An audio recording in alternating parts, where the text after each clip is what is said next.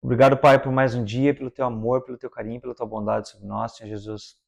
Que o nosso clamor, Senhor Jesus, que as nossas orações venham a ser atendidas, não porque merecemos, Senhor Jesus, mas pela sua misericórdia. Que o Senhor derrame sobre bênçãos sobre nós, que possamos derramar algo poderoso sobre a vida de outros, Pai. Pelo clamor de outras pessoas, Senhor Jesus, que o nosso testemunho sirva como um calento sobre uma ou um impulsionamento das pessoas que estão desistindo, Senhor Jesus.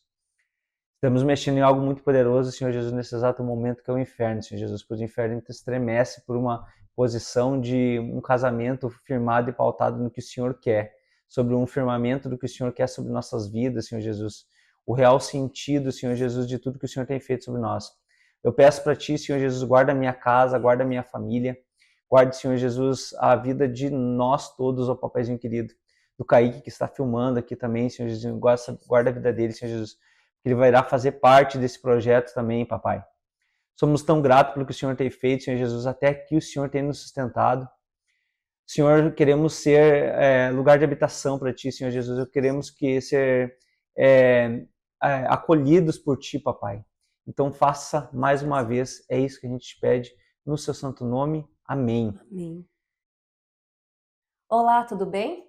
Se você acha que o seu casamento não tem mais jeito, se você acha que já terminou, nós estamos aqui para dizer para vocês que sim, ainda tem jeito, ainda não terminou. Porque enquanto respirar, Tem tem jeito. jeito. O meu nome é Lizzie Meu nome é Jonas. e nós estamos aqui para dizer para vocês, para derramar algo sobre vocês precioso que fez nós desistirmos do nosso divórcio. Nos dias de hoje, o inferno vem investindo pesado sobre a vida de casais, trazendo assim a destruição.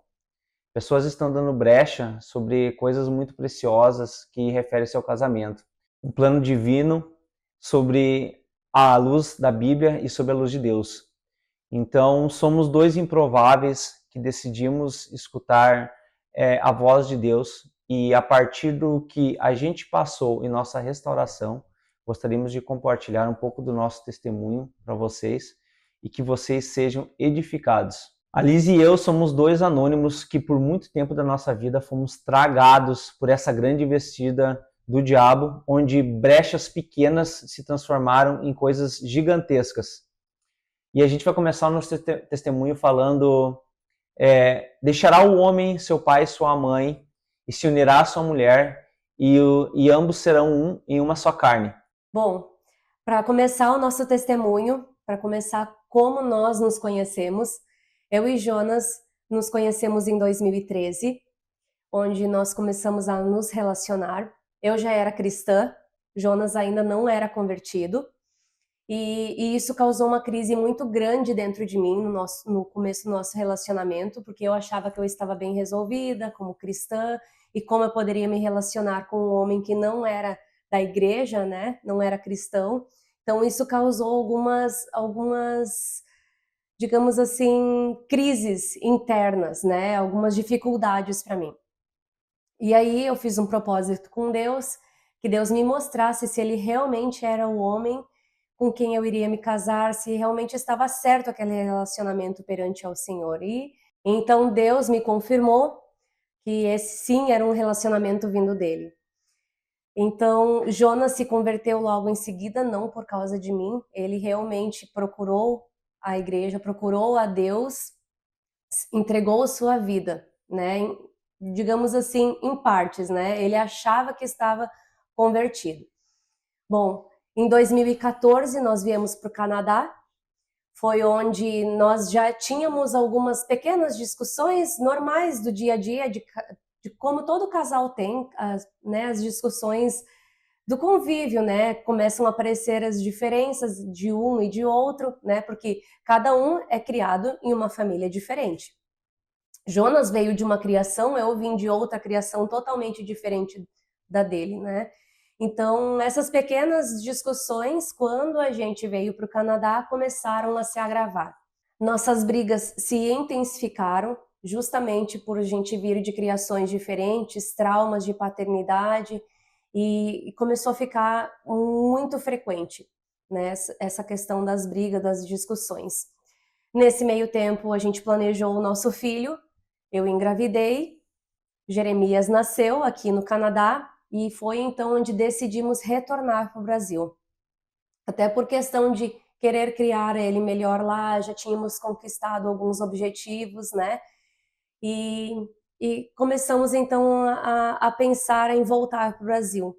Só que o nascimento dele foi um pouco complicado, ele veio prematuro, né? Ele ficou um tempo na UTI, 15 dias mais ou menos, depois que ele veio para casa.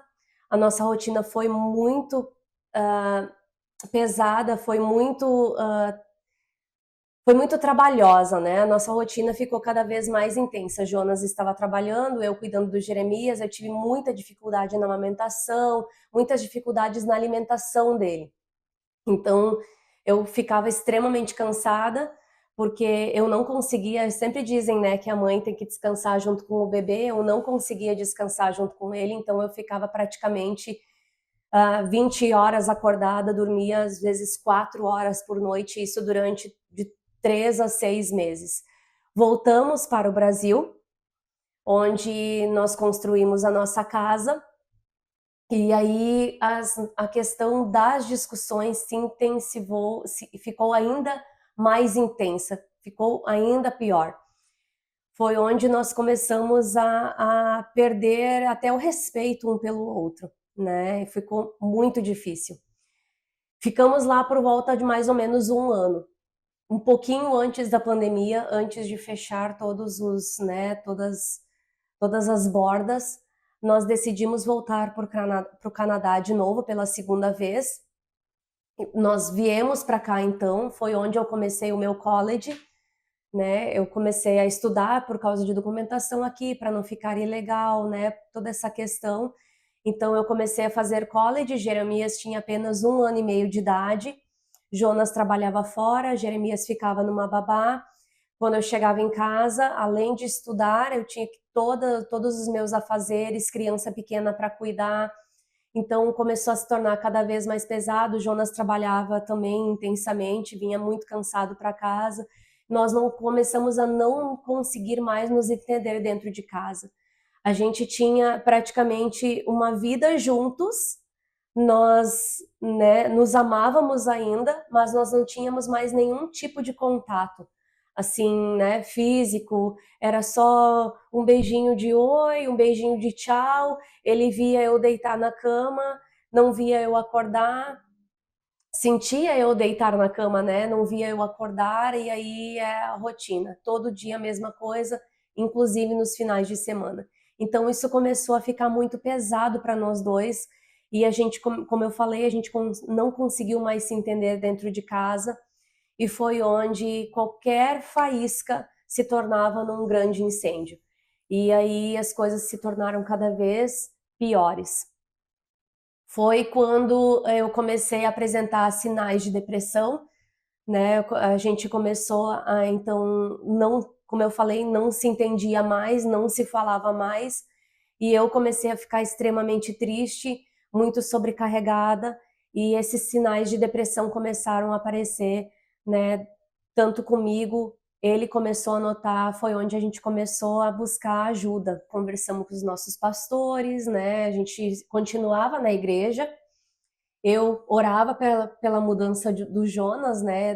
Desde quando a gente começou o nosso relacionamento, eu buscava que ele mudasse.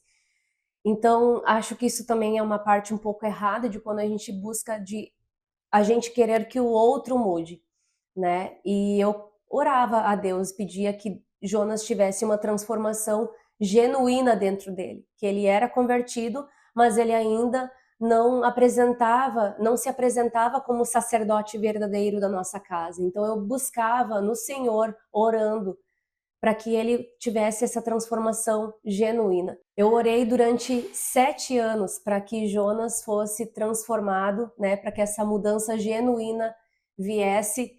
Então foram 7 anos de oração. Bom, nós conversamos com nossos pastores, do jeito que eu estava, o que eu apresentava, né, conforme eu estava naquele momento, todo mundo achava que eu estava em depressão. E eu cheguei a perguntar, olha, então o que eu faço? Se o problema está comigo, né, eu vou procurar ajuda. Então a gente decidiu buscar ajuda, né? Principalmente porque eu já não tinha mais nenhum prazer em estar junto com o Jonas, eu digo na intimidade, né? Eu comecei a ter uma falta de libido muito grande. E então a gente achou que o problema estava comigo, que pela minha falta de libido, algo estava acontecendo dentro de mim, algo estava de errado comigo. Foi onde Jonas, né, buscou a ajuda de uma sexóloga, incrível por sinal, uma pessoa maravilhosa, que ela não apenas vê essa questão de libido, ela vê também a questão interna, né, do que está acontecendo, ela procura algo que pode estar errado dentro de ti, desde relacionamentos anteriores até agora, que pode estar causando essa falta de libido. A gente sentou com ela, conversou, fizemos consulta nós dois juntos, ela deu até teminhas, né, para a gente fazer em casa, para que nós buscássemos aonde estava o nosso grande problema.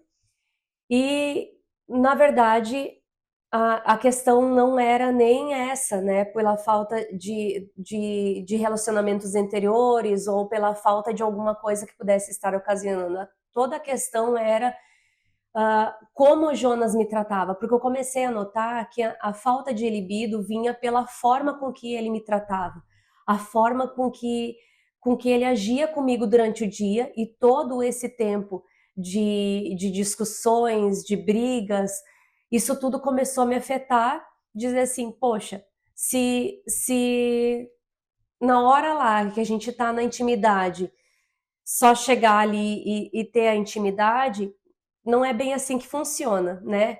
Eu não estava mais gostando dessa forma com que ele me tratava, essas discussões, porque nada mudava, então isso começou a me deixar extremamente triste.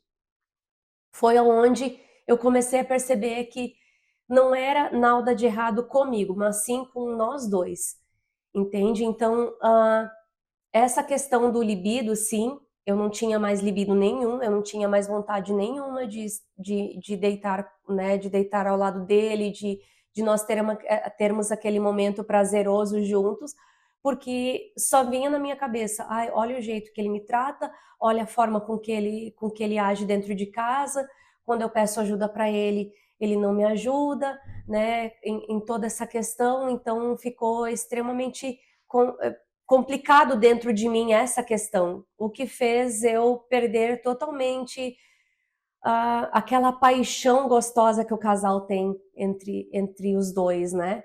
Eu acabei desistindo, né? Eu decidi desistir de procurar, de continuar as consultas com a sexóloga, porque a questão era muito mais além do que simples falta de libido, né? Então eu conversei com o Jonas, eu disse, olha, Jonas, as coisas não estão indo bem, não é simplesmente o fato de eu não ter libido mais, o problema não é só comigo, eu acho que a questão está muito além. Jonas ficou muito chateado na época, ele queria continuar, porque ele achava, como eu falei, que o problema estava comigo, né? Como eu acabei desistindo, não quis mais fazer, consequentemente, as brigas continuavam cada vez piores, né? Foi onde a gente chegou quase ao nosso limite. Nós buscamos ajuda pastoral, então, né?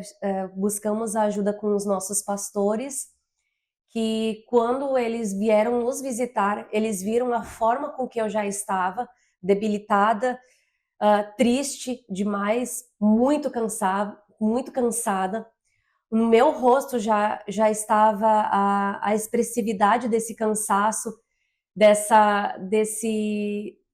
de todo esse contexto que estava acontecendo com a gente. Então, era notável em mim tudo isso que a gente estava passando.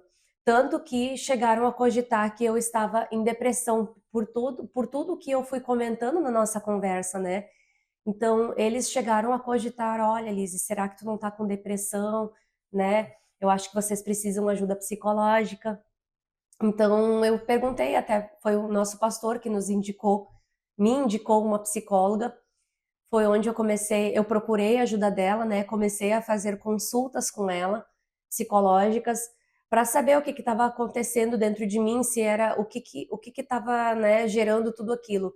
Que se fosse problemas anteriores, eu ia acabar descobrindo.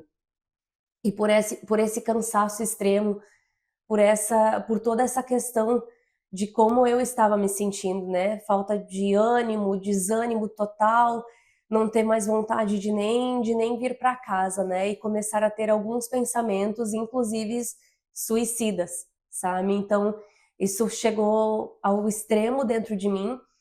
Comecei essas consultas com a psicóloga e ela me questionava várias coisas. A gente começou a buscar desde a minha infância o problema que poderia estar causando esses sintomas. Em nenhum momento eu falei do nosso casamento, eu não toquei nesse assunto, porque eu estava buscando o problema dentro de mim, porque eu achava que eu era o problema no nosso casamento. Então eu comecei a querer me tratar, a buscar a solução dos problemas em mim. E foi onde ela chegou a comentar comigo, ela disse, olha, Elise, tu não tem depressão, tu apresenta picos depressivos. Tu não está com depressão que eu precise te dar remédios ou coisa parecida, né? A gente não precisa fazer um tratamento. Só que tá estranho, porque tu apresenta esses picos depressivos como qualquer outra pessoa apresenta. Tu está cansada, né? Tu tem desânimo, mas ao mesmo tempo, conforme as nossas conversas que nós tínhamos, ela disse, olha, tu não está mal a ponto de eu te indicar medicação. Tu apresenta momentos bons, tu tem momentos prazerosos, mas nós precisamos descobrir o que causa esses picos depressivos em ti, o que é isso que está acontecendo, né? E foi onde ela começou a questionar sobre o meu marido. Olha, como teu marido está te vendo? Como que está sendo o relacionamento de vocês dois em casa quando tu apresenta esses tipos esses picos depressivos, né? Foi onde eu comecei a falar, não, olha, a gente tem muitas discussões, a gente briga demais, a gente já não está conseguindo mais se entender dentro de casa. E aí foi onde ela falou, olha, então é aí que está todo o teu problema, porque tu não apresenta problemas do teu passado, coisas pequenas, fáceis de resolver, mas tu está apresentando um grande problema para mim agora, que é sobre o teu casamento. Então, eu aconselho a vocês que vocês procurassem ajuda psicológica, os dois, fazer um tratamento juntos, para vocês resolverem essa questão do casamento de vocês. Porque é aonde que está causando todo esse teu cansaço, desânimo, o burnout que a gente fala, né? Então, eu conversei com ela, eu finalizei então minhas consultas, porque ela disse que não estava mais apta a me ajudar por causa disso, porque teria que ser nós dois juntos e começar do zero, né? Ela nos aconselhou, comecem do zero com uma outra psicóloga que vai conseguir ajudar vocês nessa questão. Como a Lise estava comentando, ela já deu um breve resumo do que foi o nosso casamento até aquele ponto. Então, eu creio que agora chega na parte do orgulhoso, né? O entender que não era o casamento não serve para agradar somente a mim como homem, né? É a satisfação de apenas os meus prazeres e ver que de fato é melhor para mim. Mas sim, a partir do momento que eu casei, eu busquei saber teria que saber o que significa casamento como um inteiro, como o que agrada a Deus. Então, logo depois de tratamento com sexóloga, a Lise tá com psicóloga. Até então, pensando que o problema estava só com ela, a gente, logo depois que ela acabou o tratamento psicológico, a gente entrou num burnout, né? Num superaquecimento, né, do nosso casamento, onde não se tinha mais conversa, não se tinha mais relação, não se tinha mais entendimento, eram brigas, eram discussões, eram falta de educação, e um queria mais ofender o outro, ocasionando, às vezes, até em refletir isso daí na forma que o Jeremias que é o nosso filho, que ele agia. Então, foi o momento que, no ápice da nossa fervorosa discussão, eu decidi sair de casa e alguma das vezes, porque antes a gente, como um pouco de narcisista, aquela forma que eu tinha sempre em ameaças e tudo mais, eu vou embora, eu vou embora, eu vou embora, nada mais, nada menos que apenas copiando algo que eu cresci vendo, uma ferida que foi deixada pelo meu pai, né? Apenas refletia algo que a minha infância inteira eu vi como problema. Então, eram gatilhos que acionavam em mim e faziam com que eu tomasse a mesma decisão. Algo que eu achava ruim quando era pequeno, gerou no inconsciente um trauma em mim, apenas refletindo o que me machucou por muito tempo.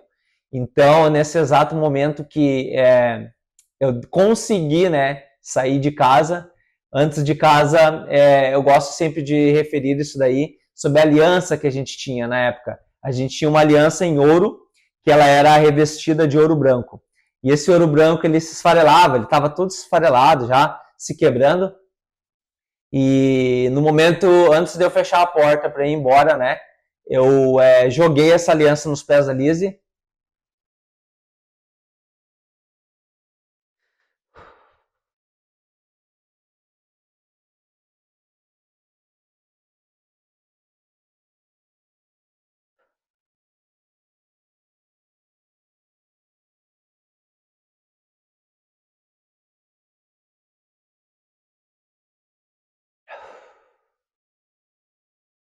E falei para ela, da mesma forma que essa aliança está quebrada, assim está o nosso casamento.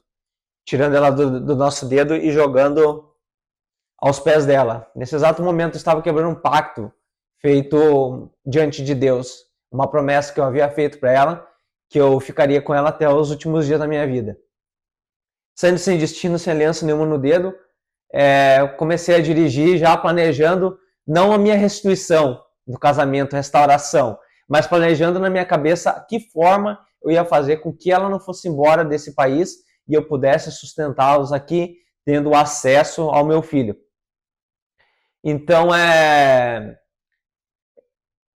andei, dirigi até o norte, uma hora mais ou menos, 1h30 de Toronto. Parei próximo ao lago, fiquei refletindo, pensando só no que seria de fato bom para mim. Mas senti sim um sopro do Espírito no exato momento, porque a gente costuma muito ser influenciado por palavras de negação, né? Zunidos que o demônio sopra no nosso ouvido. A gente é muito mais sensível, muitas das vezes, de entender o que o demônio fala do que Deus fala sobre nós. Então, eu entendi na sensibilidade que Deus estava falando comigo. E entendi o real sentido do casamento. Entendi um confronto de Deus sobre a minha vida, de entender que a Liz não era errada. A errada somos os dois. E eu deveria quebrar aquele meu orgulho, aquele achismo da minha parte, de pensar que o problema estava só dentro de mim. E desse exato momento me lembrei, né, de um vídeo que eu havia visto sobre uma psicóloga, pastora, que foi um divisor de águas na nossa vida. Comecei a assistir os vídeos delas, voltei com a decisão já para casa, pedindo perdão. Primeira vez, estava pedindo perdão para a Lizzie, porque até então o perdão era algo do impossível da minha parte. Então, eu pedi perdão para ela, apresentei a psicóloga e ela, incrédula daquilo ali, foi muito resistente. Enquanto eu não havia provado para ela que realmente eu queria, marquei uma consulta e mesmo provando para ela que eu tinha marcado a consulta, ela ficou incrédula. Então, daí por diante, começou um trabalho que foi um confronto sobre nossas vidas, aonde fomos amassados, fomos quebrados, obviamente pela graça de Deus, o nosso casamento tomou forma, mas antes dele tomar uma forma concreta, primeiro a gente teve um alto pico de desânimo, de desprezo, aonde intensificou, eu creio, nossas brigas, porque a partir do momento que a gente é confrontado um com o outro, e eu jogando todo aquele meu orgulho de lado, e falando, e aceitando no meu inconsciente que eu estava errado, foi muito difícil. E eu creio que muitas pessoas vão, principalmente homens, se identificar com isso do que eu estou falando, pelo fato do machismo, do orgulho, do achismo. Então, isso daí trouxe a nós algo muito poderoso. Podíamos sentir as mãos de Deus sobre o trabalhar de Deus nas nossas atitudes, no nosso dia a dia, mesmo com aquele pico de incredulidade que não ia dar certo. O Senhor foi bondoso sobre nossa vida, pois eu creio que Ele tem um propósito sobre nós e através de nós, que nada mais é que manifestar o seu reino através de nossas vidas. E a partir desse momento, eu creio que a gente começou a nossa caminhada com Deus, a gente teve alta, né, nas nossas consultas. Foi um trabalhar muito poderoso de Deus. E foi nesse momento que eu vi os 7 anos que eu orei pelo Jonas para que houvesse essa transformação genuína, como eu falei antes, né? Eu citei anteriormente. Eu comecei a ver tudo se concretizando e foi onde eu entendi quando o Senhor, né? Quando a palavra diz que a gente tem que bater a porta e ela irá se abrir. Então eu comecei a ver nitidamente que todos aqueles anos de joelho no chão, choro, lágrimas, desespero muitas vezes para que ele tivesse essa transformação verdadeiramente dentro dele se concretizando, que o Senhor não tinha nos abandonado, que ainda realmente não era o fim e que quando a gente faz aquela promessa lá no cartório, né, diante do juiz, mas principalmente perante o Senhor, que é até o fim dos nossos dias, realmente, sim, Ele nos ajuda para que a gente consiga caminhar e levar o nosso casamento, sim, até o fim dos nossos dias.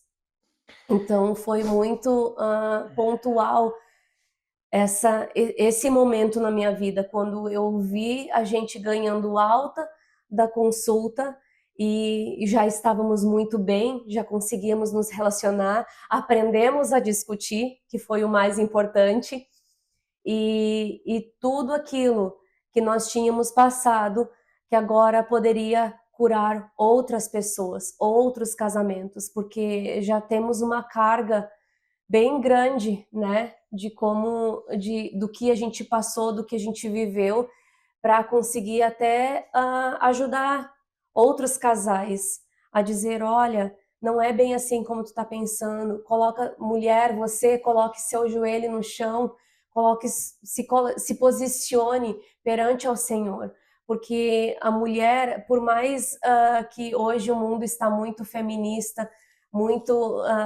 hoje em dia são as mulheres que muitas vezes comandam a casa ao invés dos homens. Não tem problema nenhum a mulher, né, ganhar mais que o homem. A gente vai falar isso mais para frente depois. Mas a mulher precisa se posicionar como ajudadora, ser submissa ao seu marido, ajudadora do lar, de estar ao lado, de estar cuidando dos filhos, da casa, e não tem nada de errado nisso, é muito bom, mas o homem tem que se posicionar também como sacerdote do lar.